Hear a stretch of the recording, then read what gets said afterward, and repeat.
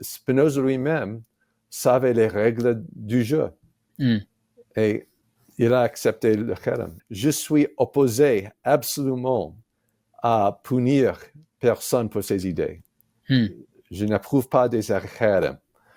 C'est pas bon pour le judaïsme, c'est pas bon pour la liberté des idées.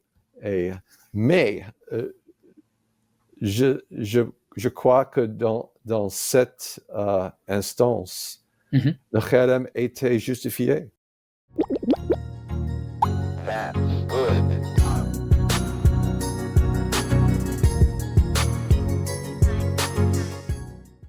Salut tout le monde. Alors vidéo un peu plus spontanée cette semaine parce que j'avais beaucoup de boulot à côté de YouTube. Elle va être en 2 parties vraiment distinctes, mais donc je me suis dit que j'allais faire un épisode à la fois pour clarifier certaines choses qu'on a pu évoquer dans l'interview récente de Steven Nadler. Pour celles et ceux qui ne l'ont pas vu, je vous invite vraiment à la regarder ou à l'écouter, puisque donc dans le podcast, dimanche dernier, je recevais un spécialiste de Spinoza qui s'appelle Steven Nadler. Et donc pendant 1 heure environ, on a parlé de plusieurs sujets, les influences de Spinoza, son bannissement de la communauté juive d'Amsterdam en 1656, puis de quelques sujets qui font débat parmi ses lecteurs et lectrices. Et c'était super intéressant, mais c'est vrai que comme Nadler a accepté gentiment de faire l'interview en français, je pense qu'il y a quelques moments où on a un peu manqué de clarté, notamment 2 points. Donc je me suis dit qu'aujourd'hui on allait essayer de clarifier ces éléments, notamment parce que j'ai eu quelques questions à ce sujet, aussi bien sur Discord que en commentaire ou même en privé. Mais juste avant ça, dans la première partie de l'épisode, je voulais quand même dire quelques mots de l'actu politique qu'on traverse en ce moment, notamment en m'appuyant sur une vidéo récente de Clément Viktorovitch, dont je vais vous passer plusieurs extraits. Viktorovitch, c'est un politologue et chroniqueur français qui est aussi streamer et vidéaste sur Twitch et YouTube, et c'est de là que viennent les extraits que je vais vous montrer. Alors pour rappel, même si je me doute que le contexte ne vous aura pas échappé, les législatives se sont terminées par un résultat un peu surprise, puisque le RN finit ses élections anticipées avec nettement moins de députés que ce qu'on imaginait à la base. Au contraire, Ensemble perd relativement peu, en tout cas par rapport à ce qu'on avait projeté au début. Et côté gauche, le nouveau Front Populaire grappille pas mal de sièges, en particulier le Parti Socialiste est à mon avis le grand gagnant de cette séquence, puisqu'ils ont doublé, même plus que doublé leur nombre de députés, et je pense à titre personnel qu'il y a un certain nombre d'enseignements à tirer de ce moment, et qu'il faut être malin à gauche sur ce qu'on souhaite. Et donc je voulais vous passer un premier extrait de Viktorovitch qui parlait de ça récemment sur sa chaîne, et vous me direz ce que vous en pensez, mais moi je trouve ses propositions assez intéressantes, et déjà son premier bilan de ce qui vient de se passer me semble globalement juste.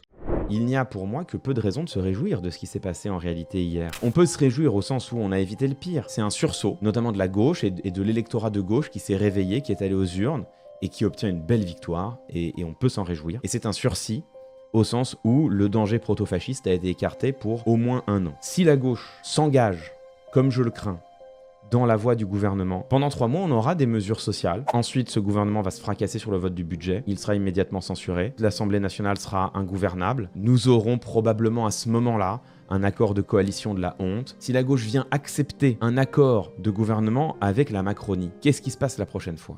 Donc déjà sur ces éléments dont il parle en intro, je pense que globalement Viktorovitch a raison et qu'il y a de grandes chances que les prochains mois en viennent à renforcer le RN, qui rappelez-vous, il y a quelques semaines encore envisageait un Bardella Premier ministre, potentiellement même avec une majorité absolue. Le seul truc que je trouve un peu superflu dans les propos de Viktorovitch, c'est le terme proto-fasciste. Voilà, moi je pense pas qu'on a besoin de caricaturer l'idéologie du Rassemblement National pour la combattre. Or, ce parti n'est ni fasciste, ni proto-fasciste, ni néo-fasciste. Je vous renvoie à ma vidéo d'il y a 1 an et demi sur Thaïs Descuffon et Giorgia Meloni si le sujet vous intéresse. En tout cas, de mon point de vue, le RN c'est du national-populisme, pas du fascisme, et tout ça ne change rien au fait que je préférerais éviter, si possible, de l'avoir au pouvoir. Enfin bref, au-delà de ça, je suis d'accord avec ce que dit Viktorovitch. Je pense que malheureusement, si aucune décision collective un peu extraordinaire n'est prise, on s'oriente vers une élection de Marine Le Pen en 2027. Mais vous allez voir que donc Viktorovitch a des propositions qui sont plutôt pertinentes. En France, notre système politique fonctionne de manière absolue. Winner takes all. Mais ça, qu'est-ce que ça crée ? Ça crée énormément de ressentiment chez les citoyennes et les citoyens. Dans un pays où la majorité a gouverné sans partage pendant 7 ans, a brutalisé le pays,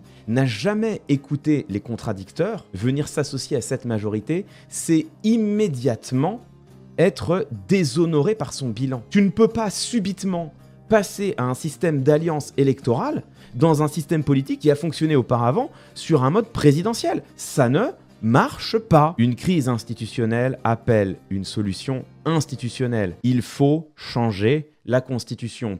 On en finit avec le régime présidentiel français. La France garde un président de la République, il n'y a pas de problème. On aurait, comme l'Allemagne, comme l'Italie, un président symbolique chargé d'incarner la continuité des institutions. Ensuite, on fait un régime parlementaire avec une assemblée élue à la proportionnelle directe. À côté, tu fais un Sénat citoyen tiré au sort. Tu tires les sénateurs au sort pour 6 ans mais ils exercent leur mandat pendant 5 ans. Parce que comme ça, au début, tu as 1 an de formation, des cours d'économie, des cours de droit, des cours de sciences politiques, des cours sur le fonctionnement des institutions. Le jour où ils deviennent sénateurs, tout tiré au sort qui soit, c'est des experts de la politique, les gars. Ils prennent leur poste, ils sont 1000 fois plus compétents que l'immense majorité des nouveaux parlementaires aujourd'hui. Rien que comme ça. La politique française, déjà, n'a plus rien à voir. Alors, vous me direz ce que vous en pensez en commentaire, j'ai vu des gens sur Twitter s'en émouvoir, mais moi je trouve que le raisonnement se tient. Je pense qu'effectivement le contexte de la 5ème République ne permet pas vraiment de former des coalitions parlementaires dans lesquelles l'opposition est réellement entendue, et même dans les cas de cohabitation, je pense que si le président décide de ne pas se mettre en retrait, ça peut vite être compliqué. D'ailleurs même dans le cas où il laisse faire, ça peut être un exercice coûteux en termes d'image pour le ou la première ministre. C'est ce qu'on avait vu il y a quelques semaines dans la vidéo sur Macron et Machiavel. Moi je pense que c'est en partie cet exercice du pouvoir et la cohabitation avec Chirac qui a coûté son second tour à Lionel Jospin en 2002. Je passe un nouvel extrait de Viktorovitch. Le principe d'une nouvelle constitution, c'est qu'elle est élaborée par les constituants, c'est-à-dire il faut qu'elle soit élaborée par les citoyennes et les citoyens eux-mêmes. Comment ça se passerait? Tu fais une assemblée constituante composée de 925 citoyens et citoyennes, tirés au sort. Ils ont 1 an pour rédiger une constitution. Évidemment, ils vont faire des auditions, donc ils vont auditionner tout ce que la France compte de constitutionnalistes, de juristes, de politistes, d'historiens, de spécialistes de la comparaison internationale, il n'y a pas de problème, ils vont auditionner tout ça. Au bout de 6 mois, les mecs, c'est les meilleurs spécialistes français de la Constitution. Au bout de 6 mois, ils donnent des cours de droit constitutionnel aux professeurs de droit constitutionnel. Vous allez voir. Il faut évidemment que chacune d'entre nous, on ait notre place. Donc ça se fait avec une plateforme en ligne. À chaque fois que les délégués à la Constituante sortent un article, l'article est publié sur une plateforme et les citoyennes et les citoyens peuvent l'amender, peuvent proposer leurs objections. Au bout d'1 an, il y a un texte qui sort. Ce texte, on le met au vote des Françaises et des Français. Soit les Françaises et les Français votent le texte et bim, du jour au lendemain, on passe dans de nouvelles institutions. C'est une nouvelle république qui s'impose. Soit les Françaises et les Français rejettent le texte, veulent rester à la 5e et on reste à la 5e. Écoutez, c'est le vote des Français qui prévaut. Et dans ce cas-là, démission d'Emmanuel Macron, dissolution de l'Assemblée nationale et on repart pour un cycle électoral. C'est facile. Alors c'est facile, c'est plus facile à dire qu'à faire parce qu'il suffit pas de claquer des doigts, mais là où il a raison je pense, c'est que ça repose principalement sur une volonté politique. C'est-à-dire que si les parlementaires fraîchement élus, notamment du nouveau Front Populaire, plutôt que d'aller s'enfermer dans des coalitions vouées à l'échec, décident de proposer cette option, celle d'une constituante, eh bien ça peut aller relativement vite. Et encore une fois, ça c'est des idées et des propositions qui sont relativement transpartisanes, hein. Parce que le problème que traversent nos institutions, la crise de légitimité politique qu'elles connaissent aujourd'hui, c'est pas juste lié au fait que les Français sont des râleurs qui sont jamais contents. Et c'est pas non plus juste une question de gauche ou de droite. La réalité, à mon sens, c'est qu'en fait la situation elle a beaucoup changé depuis 1958, la 5e elle approche de ses 70 ans maintenant, et ce qui avait du sens dans les années 50, notamment en relation aux crises connues par la 3e et la 4e République, bah ça n'en a plus autant aujourd'hui. Au contraire même, on peut légitimement considérer qu'avec le temps, on a pu voir les excès de la 5e République. Cette espèce d'hyper-présidentialisme là qui est totalement le fruit des craintes que la constitution de la 5e portait en elle dès sa création, encore une fois notamment quant au bilan des constitutions précédentes. Moi je pense que c'est pas un hasard si Macron est aussi impopulaire, et je pense que c'est pas juste dû à sa personne et à son programme. À mon avis, c'est aussi dû à sa façon d'exercer le pouvoir, complètement verticale, et cette façon d'exercer le pouvoir, elle est permise par la constitution de la 5e République. Encore une fois, depuis le début, il est dans son bon droit, Macron. Donc voilà, c'est quelque chose que j'ai pas mal dit ces dernières semaines, mais je pense, comme Viktorovitch, qu'il est temps de transformer nos institutions, mais pour ça, il faut une volonté politique. Et d'ailleurs, il le dit aussi. Emmanuel Macron ne réunira jamais de lui-même cette constituante. Je pense que nous avons aujourd'hui une opportunité historique. La gauche est arrivée en tête lors de ces élections législatives. La gauche serait légitime à gouverner. La gauche serait légitime à proposer un gouvernement de coalition. Je pense que si la gauche ne pensait pas à absolument tout de suite maintenant aller conclure un accord, ce que la gauche dirait, c'est « Monsieur le Président de la République, nous sommes légitimes à gouverner, nous le refusons. Nous demandons aujourd'hui, maintenant, la réunion d'une assemblée constituante. » Si au moment où la gauche peut prétendre à gouverner, elle y renonce au profit de rassembler une constituante, je crois que c'est possible. Je pense que la pression sur Emmanuel Macron sera extrêmement forte. Et je pense qu'il ne pourra pas refuser au risque d'incarner celui qui aura bloqué les institutions. Enfin voilà, j'épilogue pas plus là-dessus, je vous renvoie vers mes dernières vidéos si vous voulez plus de contexte sur la 3e, la 4e République par exemple, ce qu'elles ont pu apporter, sur l'hyper-présidentialisme aussi, de la 5e République, sur tout un tas de sujets connexes. Et du coup maintenant on va passer à la 2e partie de la vidéo qui n'a rien à voir, si ce n'est que c'est aussi une actu mais plus liée à la chaîne pour le coup. Et donc effectivement, suite à l'interview de Steven Nadler, j'ai eu quelques questions donc philo par rapport à notre échange sur Spinoza. Nadler pour info il a écrit genre 7 bouquins sur Spinoza, dont une biographie qui est excellente, importantes. Et le premier point que je voulais aborder, c'était celui du bannissement de Spinoza. Ça, c'est quelque chose qui est très connu. En 1656, Spinoza se voit ostracisé par la communauté juive d'Amsterdam à laquelle il appartient, un bannissement dont on ignore les causes précises. Le texte original parle d'hérésie abominable et d'actes monstrueux, mais sans jamais préciser quels sont ces actes et ces hérésies. Et donc j'ai parlé de ça avec Steven Adler, notamment parce qu'en 2015, il avait été consulté avec 3 autres experts pour savoir s'il fallait lever le bannissement de Spinoza, et je vous passe un extrait de notre échange à ce sujet. À l'issue de ces délibérations, il avait été décidé par le groupe de ne pas lever le bannissement de Spinoza. Est-ce que vous pouvez m'expliquer un peu pourquoi le groupe qui s'est réuni s'était orienté sur cette décision? Premièrement, un kherem ne peut pas être levé sauf que par la communauté qui a donné le kherem. Nous ne savons pas exactement quelles sont les raisons pour le kherem, mais les rabbins du XVIIe siècle, ils savaient bien. Deuxièmement, un acte de kherem a son validité seulement pour une personne qui vit. C'est un acte d'exclusion, de bannissement d'une personne dans son vie. Mais Spinoza, il est mort. Troisièmement, Spinoza lui-même dirait « Fais ce que vous voudrez faire, ça m'est égal ».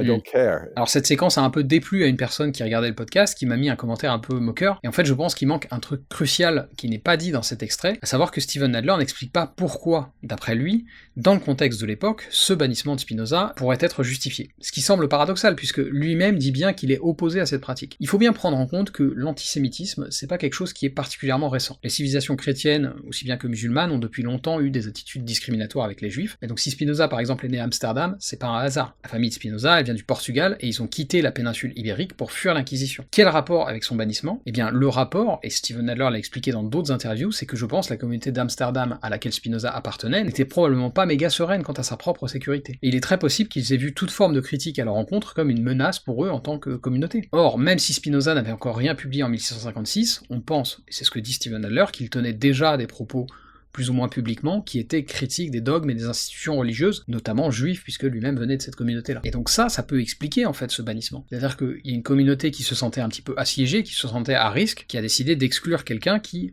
de leur point de vue, les mettait en danger. Toujours plus ou moins dans cette ligne, un autre élément qui est mentionné par Nadler, c'est une universitaire néerlandaise qui s'appelle Odette Vlessing, qui a porté une hypothèse qui dirait qu'en fait, quand Spinoza a hérité du business familial d'import-export, il a aussi hérité de dettes importantes, ça c'est avéré, et pour ne pas avoir à les payer, il a utilisé une spécificité de la loi néerlandaise de l'époque, qui en gros permettait à des personnes mineures de ne pas avoir à payer les dettes de leurs parents. Ce qu'il faut savoir, c'est que dans le contexte légal des Provinces-Unies de l'époque, la majorité était à 25 ans. Or à l'époque, Spinoza il en avait 23. Et donc ce que dit Vlessing, c'est que potentiellement ça aussi, ça a été vu comme une fragilisation de la communauté juive d'Amsterdam, puisque Spinoza a choisi d'avoir recours aux lois néerlandaises plutôt que de régler ça, on va dire, en interne au sein de sa communauté. Alors c'est difficile de savoir si ça a contribué à son exclusion et à quel point, mais en tout cas j'insiste sur ce point, parce que là-dessus je suis d'accord avec Nadler. La communauté de Spinoza, sachant ce que subissaient les juifs en Europe à cette époque, avait probablement de bonnes raisons d'être un peu fébrile. C'est pour ça que Nadler pense que ce kherem était justifié, ou en tout cas compréhensible. Par ailleurs, et ça c'est très bien dit dans notre conversation, Spinoza, il en aurait rien à faire qu'on lève la sanction aujourd'hui. C'est de son vivant que ça devait être pénible. Mais moi je pense que si on lui avait demandé à l'époque s'il aurait trouvé ça utile que 350 ans après sa mort on annule son bannissement, il aurait probablement répondu qu'il s'en cognait. Enfin voilà pour ce premier point que je voulais clarifier. Et donc une seconde question que je voulais aborder pour conclure cet épisode un peu actu, c'est le moment où on parle de la distinction entre panthéisme et athéisme, et à quel point on peut caser Spinoza dans une catégorie ou dans l'autre. Donc j'aurais aimé avoir un peu votre opinion sur cette question-là, voilà, le rapport entre Dieu,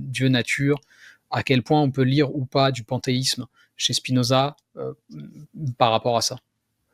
Je dois dire que mon avis sur ces questions est dans la minorité. Mais je lis Spinoza comme un athée. Pour le panthéiste, l'attitude propre doit être une sorte de révérence, une sorte de awe. C'est un mot en français, awe? Non. Mais révérence, ça fonctionne. C'est, révérence, worship. Une vénération, worship. Vénération, oui. C'est-à-dire une attitude religieuse. Pour l'athée, ce n'est pas que la nature est divine, c'est l'autre chose, que le divin n'est que la nature. Il n'y a que la nature. Et donc, on ne doit pas prendre une attitude de révérence vers la nature, mais l'attitude propre est de compréhension, l'intelligence, la science. Donc cet extrait a occasionné une question de Roussix qui me l'a posée sur Discord. Au passage, j'en profite pour vous recommander la chaîne de Roussix sur laquelle il a 2 vidéos assez longues qui parlent d'histoire et d'appropriation parcellaire des figures historiques. N'hésitez pas à aller jeter un œil, c'est vraiment intéressant. Et donc Roussix me disait la chose suivante à propos de Nadler sur Discord. C'est étonnant sa position sur l'athéisme de Spinoza, je ne suis pas sûr d'avoir tout bien compris. Spinoza serait athée, preuve est en fait qu'il se moquerait des gens qui ont une forme de révérence pour la nature. Ça m'étonne dans la mesure où, dans ses réflexions, il part d'un certain nombre d'axiomes propres au théisme, même s'il attribue ses propriétés à la nature. Alors, il faut bien comprendre que dans le contexte de l'époque, je pense que c'est un petit peu compliqué de ne pas partir d'axiomes propres au théisme. Descartes utilise des axiomes comme ça, et le reste des influences de Spinoza aussi, en tout cas pour une grande partie d'entre elles. Ce qui me semble important à souligner, c'est que le dieu de Spinoza n'a rien d'une entité personnelle. Et ce qu'en disait Nadler d'ailleurs, c'est que ça c'est probablement dû à l'influence de Maïmonide notamment, qui est un philosophe juif rationaliste du XIIe siècle, et qui, comme le fera Spinoza par la suite, rejette l'idée d'un dieu anthropomorphe. Pour Maïmonide comme pour Spinoza, Dieu n'est pas une entité qui aurait des désirs, des volontés, des attentes, notamment vis-à-vis des humains. Et projeter ce genre de choses sur le divin, c'est quelque chose que Spinoza trouve insensé. J'ai un extrait de l'appendice de la première partie de l'éthique à vous lire à ce sujet, dans lequel Spinoza nous parle de l'attitude standard des hommes quant aux puissances de la nature. Je cite. Et c'est ainsi que n'ayant rien pu apprendre sur le caractère de ces puissances, ils en ont jugé par leur propre caractère. D'où ils ont été amenés à croire que si les dieux règlent tout pour l'usage des hommes, c'est afin de se les attacher et d'en recevoir les plus grands honneurs, et chacun dès lors a inventé, suivant son caractère, des moyens divers d'honorer Dieu, afin d'obtenir que Dieu l'aimât d'un amour de prédilection, et fit servir la nature entière à la satisfaction de ses aveugles désirs et de sa cupidité insatiable. Donc ici, on voit que Spinoza critique le raisonnement humain classique, qui vise à concevoir la nature ou même le divin, comme quelque chose qui serait pensé vraiment avec un but précis en tête. Et donc il dit, attention, c'est pas parce que vous trouvez dans la nature des choses qui sont bonnes pour les hommes, comme par exemple de la nourriture qui va sustenter les humains et leur permettre de persévérer, c'est pas parce que vous trouvez ces choses dans la nature que la nature a été pensée pour nous. Et d'ailleurs, quand on est plus attentif, on voit aussi que la nature contient son lot de calamités, mais qui paradoxalement sont elles aussi interprétées comme des preuves d'une volonté divine. Et j'ai un nouvel extrait à vous lire à ce sujet qui intervient juste après. Je cite.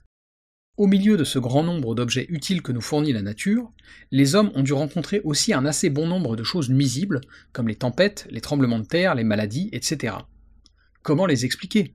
Ils ont pensé que c'était là des effets de la colère des dieux, provoqués par les injustices des hommes ou par leur négligence à remplir les devoirs du culte. C'est en vain que l'expérience protestait chaque jour, en leur montrant, par une infinité d'exemples, que les dévots et les impies ont également en partage les bienfaits de la nature et ses rigueurs. Rien n'a pu arracher de leurs âmes ce préjugé invétéré. Il leur a été en effet plus facile de mettre tout cela au rang des choses inconnues, dont les hommes ignorent la fin, et de rester ainsi dans leur état actuel et inné d'ignorance, que de briser tout ce tissu de croyances et de s'en composer un autre. C'est pas nécessairement les extraits que Steven Nadler avait en tête, mais voilà, avec ces deux passages, je voulais montrer, notamment pour la question de Roussix, que Spinoza n'aime pas l'idée de vouer des cultes à quoi que ce soit, de manière générale. Et là-dessus, je suis d'accord avec Nadler, moi je suis un peu moins convaincu que lui que Spinoza serait purement un athée de la première heure, mais je pense en revanche qu'il a tout à fait raison quand il dit que l'essence de la pensée de Spinoza, c'est la compréhension de la réalité, et pas une attitude d'admiration ou de dévotion face à elle. Il n'y a aucun moment dans l'œuvre de Spinoza où il nous enjoint à être en admiration de dévot comme ça devant la nature. Et si vous lisez la suite de ces extraits que je vous ai lus, donc l'appendice de la première partie de l'éthique, vous verrez que Spinoza met en avant justement les sciences et la compréhension du réel. C'est pas pour rien que l'éthique est structurée comme elle l'est. Je vous rappelle que le titre original du magnum opus de Spinoza, c'est en fait « Éthique démontrée selon l'ordre des géomètres ». Ce que valorise Spinoza, c'est la recherche de la vérité par les moyens de la science, et certainement pas une attitude de dévot. Enfin voilà, j'espère que ces quelques clarifications sur Spinoza et sur la conversation avec Nadler vous auront plu. Quitte à faire mon youtubeur relou, je vous invite encore une fois à regarder cette conversation et à la partager. Je sais que c'est plus vendeur et que ça fait plus de vues quand je fais une critique de Julien Rochdy par exemple, mais je vais pas vous mentir, c'est beaucoup moins intéressant et enrichissant. Pas seulement pour moi, mais aussi pour vous qui regardez d'ailleurs. Donc voilà, partagez si le cœur vous en dit, et puis nous on se retrouve dimanche prochain pour un épisode du podcast sur la filiation entre les courants du cynisme et du stoïcisme, à moins d'un changement éditorial de dernière minute, ce qui est tout à fait possible au vu de l'actualité. D'ici là, prenez soin de vous, restez curieux, et à la semaine prochaine.